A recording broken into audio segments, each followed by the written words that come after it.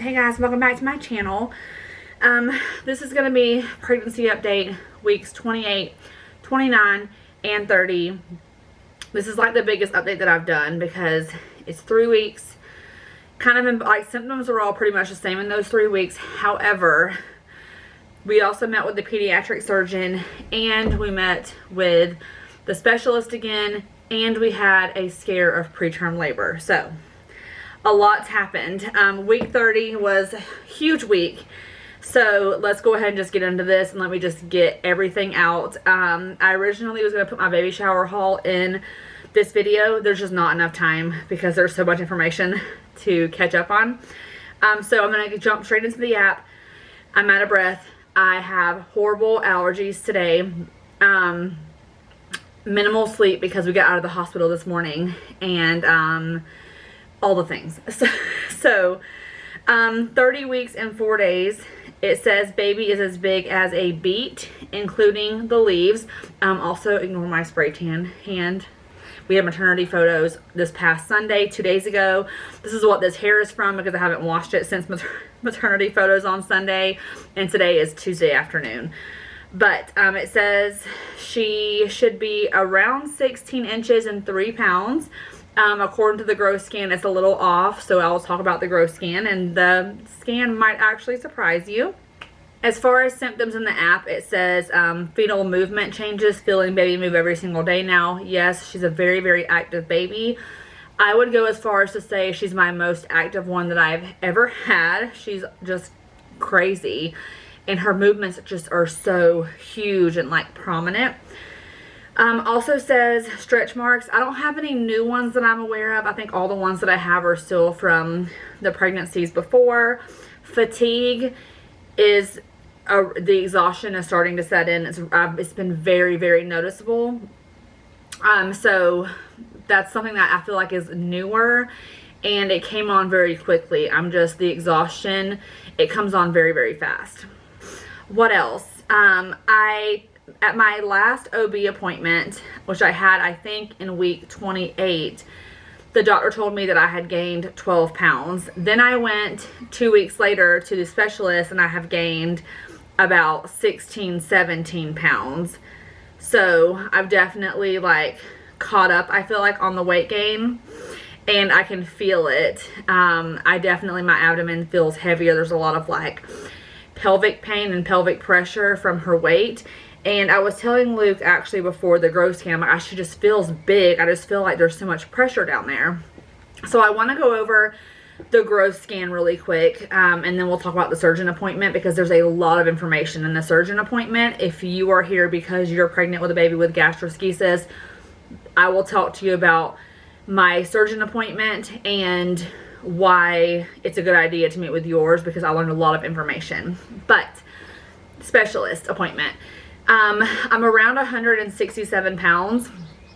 So, yeah, that was my current weight of a few days ago. And, nothing crazy happened except for the growth scan and, just some changes with the baby.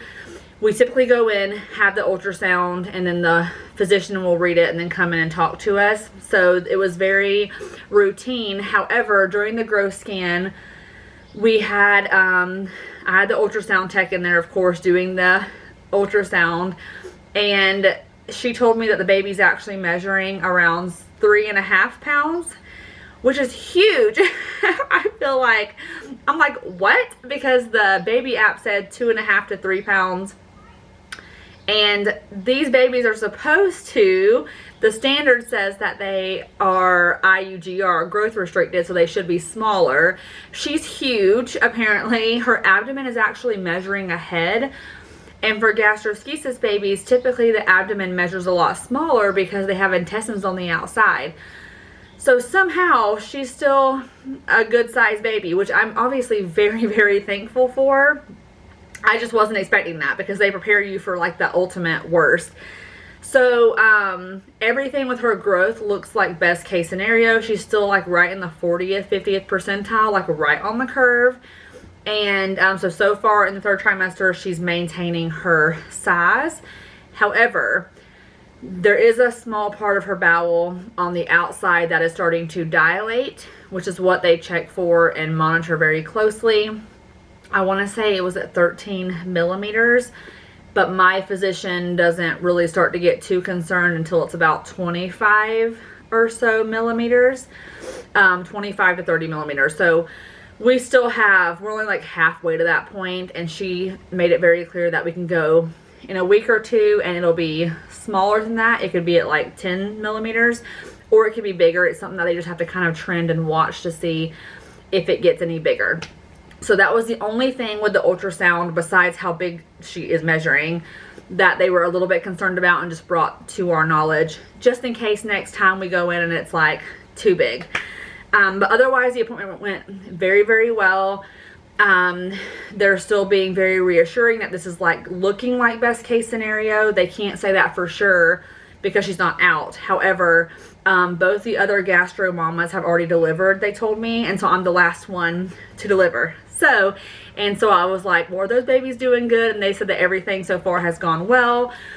And so I am feeling very grateful. Okay, so let's move into the surgeon appointment. I'm gonna kind of go from birth to later on just to make the process. I feel like I'm way more informed now that I have spoken to the surgeon. And guys, this information, some of this stuff I was not prepared to hear, and I have done so much research, and I can only speak for my medical group at the hospital I'm delivering at. We live in central Iowa, so if you're delivering a baby close to here, maybe the protocols are the same. However, I was not prepared for some of these answers, and I feel like I was well researched and educated walking in there to know what questions to ask, and I was still blindsided by some of the answers. So when I go into labor, I will make a phone call to L&D to tell them that I am coming, and either I can call the pediatric surgery group or have L&D call the pediatric surgery group. Most likely I will just have them call because they're in the same hospital. They can go ahead and page them and say, hey, we have a mom coming in to labor or who's being induced on a certain day and we need to activate pediatric surgery or whatever. So that's something that we just have written down as like on our list of things to do. If I do go into labor on my own, we have a list of things that we need to do, and that's call the OB, call the pediatric surgeon. When I arrive to the hospital, it will be treated completely just like a normal situation. They'll hook me up on the monitors. If I go into labor versus induction, it's probably going to be close to the same thing. Depending on how big she is measuring, around 35 weeks or so is when they'll make the call on if I have to have a C-section or if they'll allow me to try for a vaginal birth. At this point, it's looking more like a C-section because she is measuring larger. And regardless, I know that gross scans are not always accurate. I'm well aware of that. However, we're not going to take the chance of a bad shoulder dystocia like my oldest had with a baby that has gastroschisis. The risk well outweighs the reward in this situation. And when I have two groups telling me we don't need to try for a vaginal birth over 6.5 pounds, I'm going to listen to both of them. A C-section is like my worst nightmare, but I'm just preparing myself because at the end of the day, her health is number one. And so my fear of it is literally irrelevant in this case. So if I go into labor on my own, I'll know hopefully by then if I need to tell them, hey, I'm scheduled for a C-section or we can try for vaginal. So the pediatric surgery team will be kind of on standby. They won't be in the room with me. They'll be on standby. When the baby comes out, no matter how I deliver, they will immediately take her. They will take her out like this. They will slap wet gauze on her, put her in a sterile bag, and they will take her away. There will be no seeing her, which is very hard.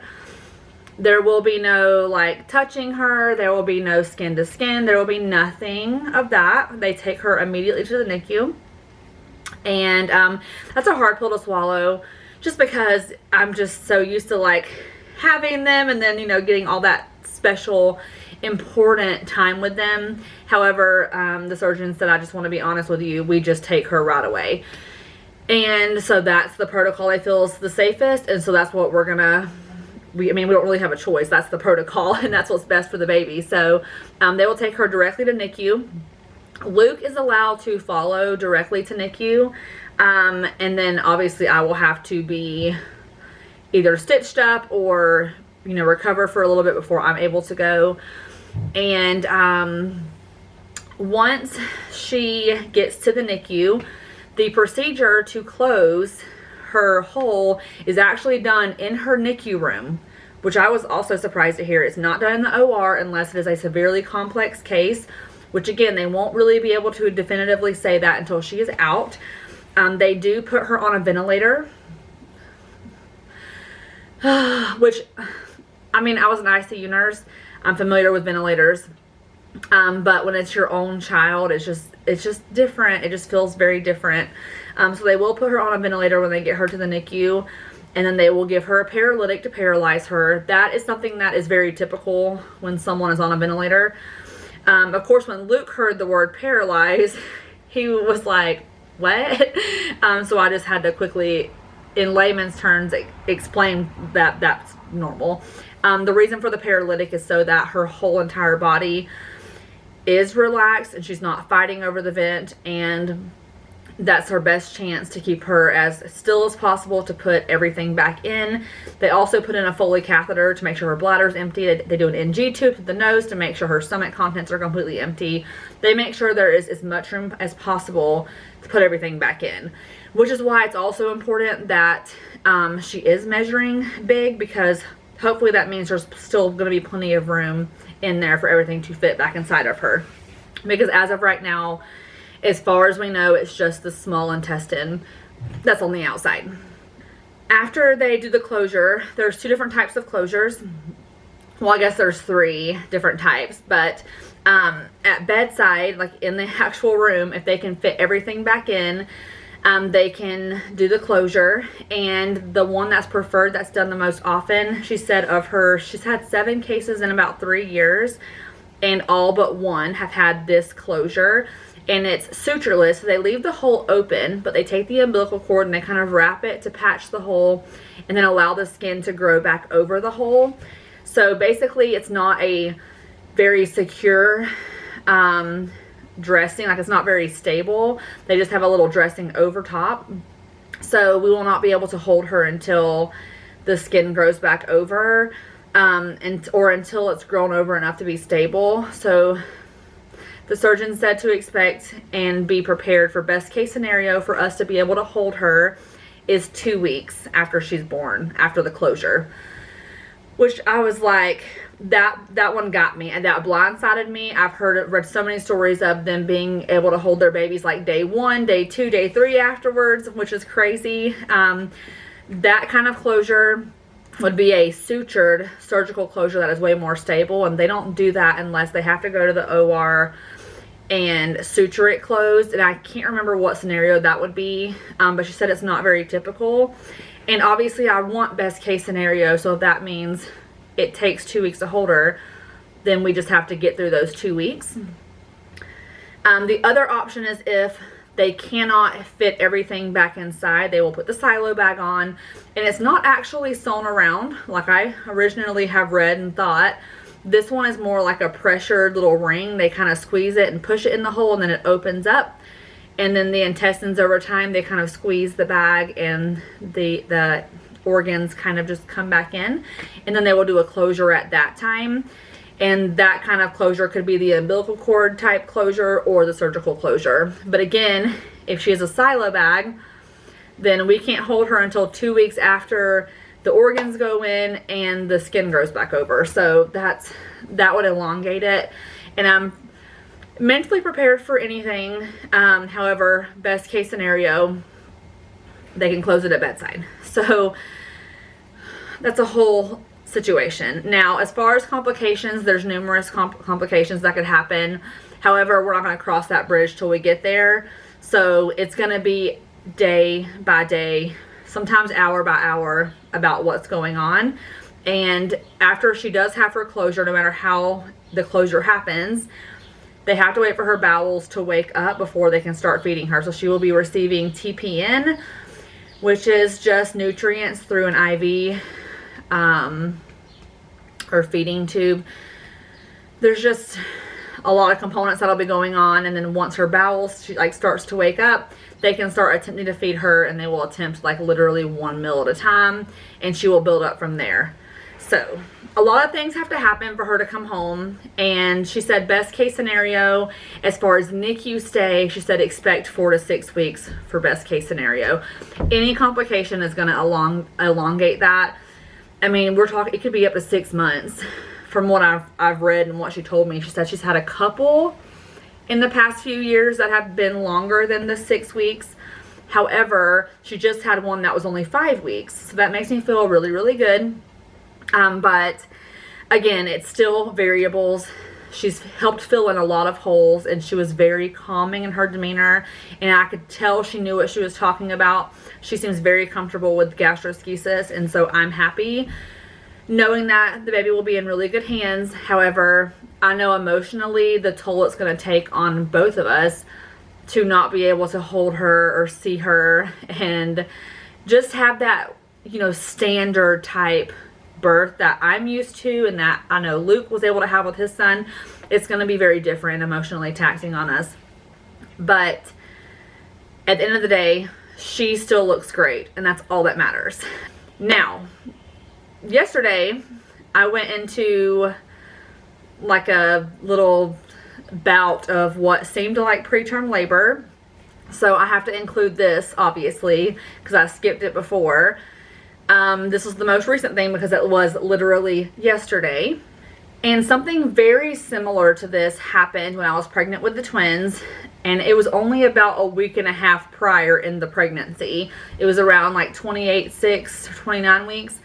And when this happened, I was like 30 and a half weeks. So basically what happened with this, yesterday morning I was sitting in a meeting, and during the meeting I was having Braxton Hicks, and they felt like normal Braxton Hicks. She was moving normal, and throughout the day I just noticed I was just having more. I ended up getting done with the meeting around 1:30, and then I eventually had to go pick up the kids.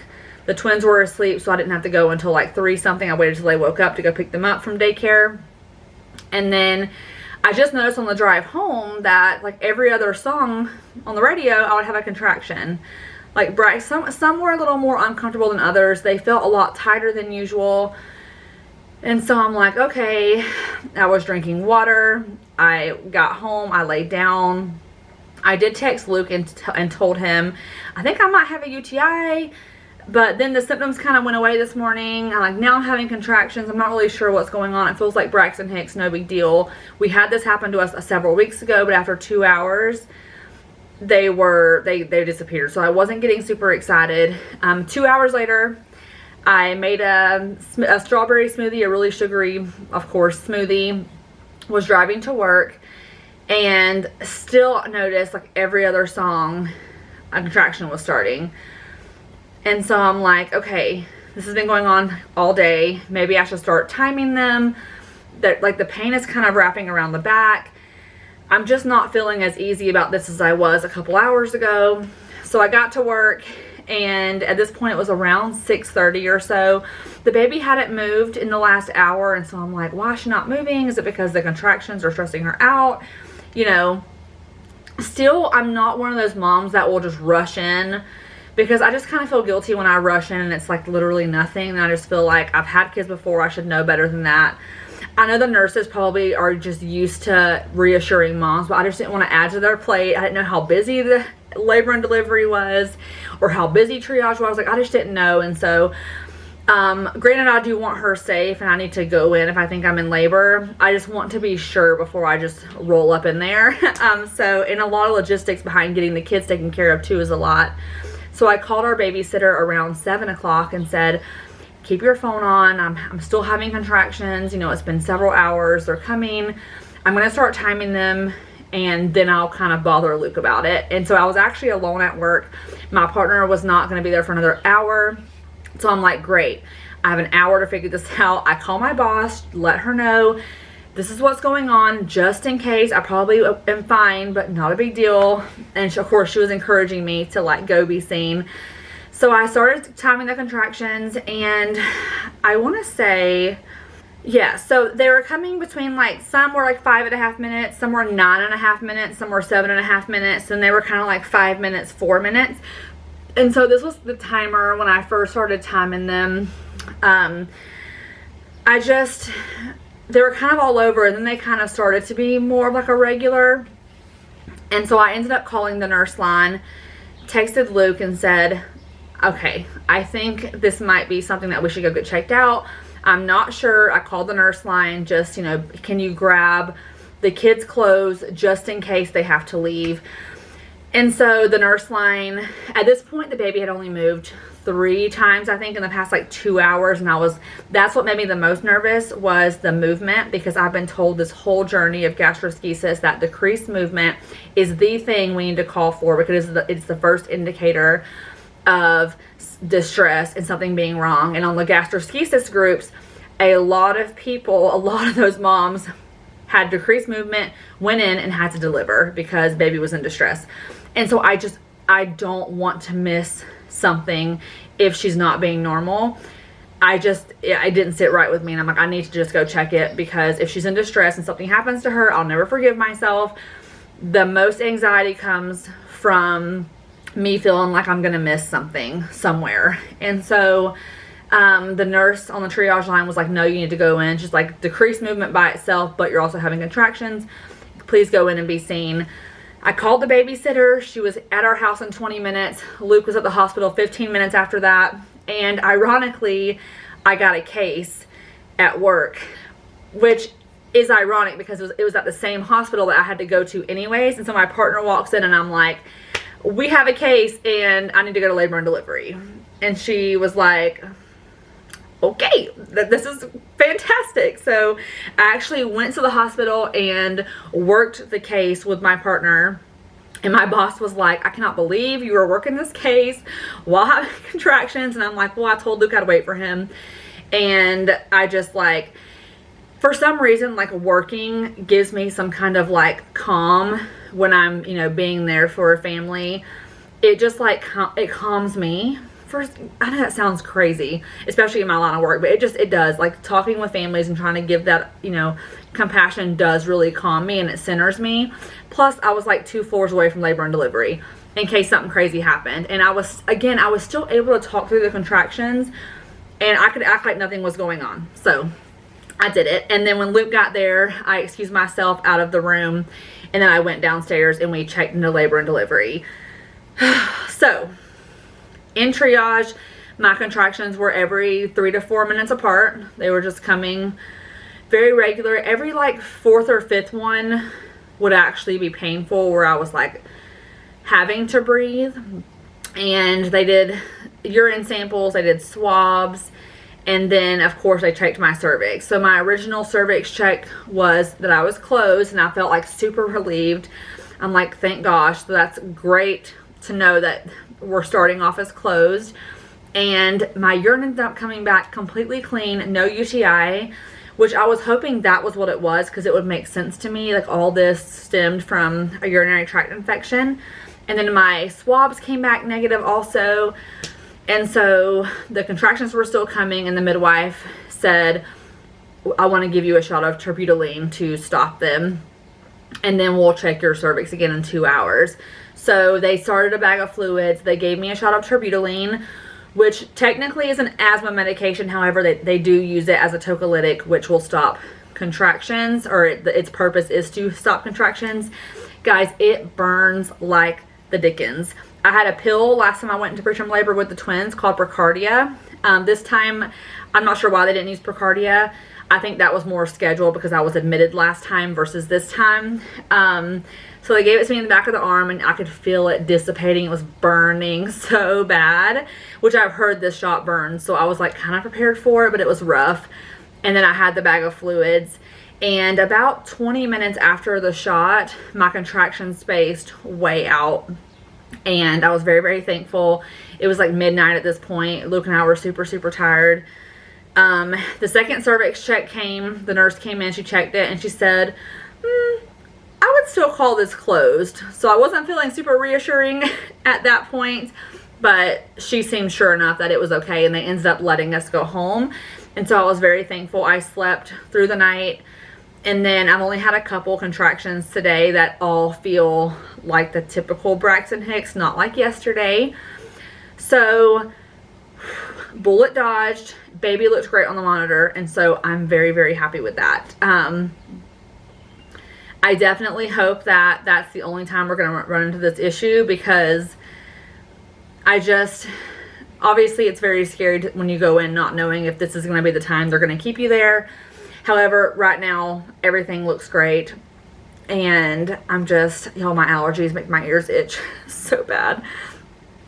But I'm thankful that cervix is closed. Everything still looks great. I have no other symptoms. I had no bleeding, no leakage of water, and so I feel just super relieved that it was like a quick trip. Well, quick, it was several hours, like I think 3 or 4 hours, but now I was able to go home. So I feel just happy that that's done with, and we can kind of move on. We are packing a hospital bag this weekend, because the physician and everyone on the Gastroschisis mom group said by around 32 weeks to pack it, and so I'll be 31 and a half this weekend.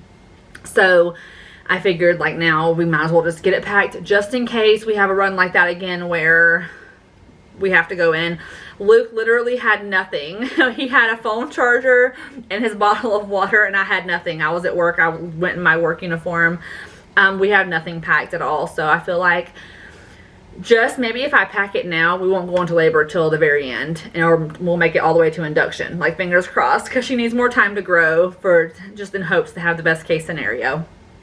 So yeah, it's been an eventful few weeks, and I just want to say thank you for sitting here listening and going through this entire learning experience with us. It has been just quite the experience so far, and I just feel like stuff just keeps getting thrown in there that I'm not ready for. But I hope that maybe someday these videos help another mom that's going through the same diagnosis situation that we're going through. And I appreciate you all for being here when I do these updates to listen. And yeah, so that's going to be all for this video, you guys. I'll show you guys what she looks like.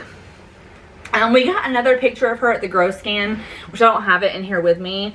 But I feel like she looks more not like Luke now. I don't know. I just feel like it's maybe the angle. But here she is.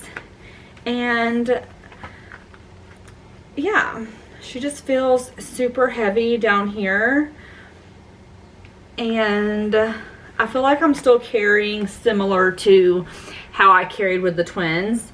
My oldest was really high up, and her and the twins seemed like lower down, which I hope is just not an indicator of early labor. I hope it's just like a how I happen to be carrying situation. But yes, so I will see you guys next time. Thank you guys so much for coming back and listening to me rant and talk forever. Bye.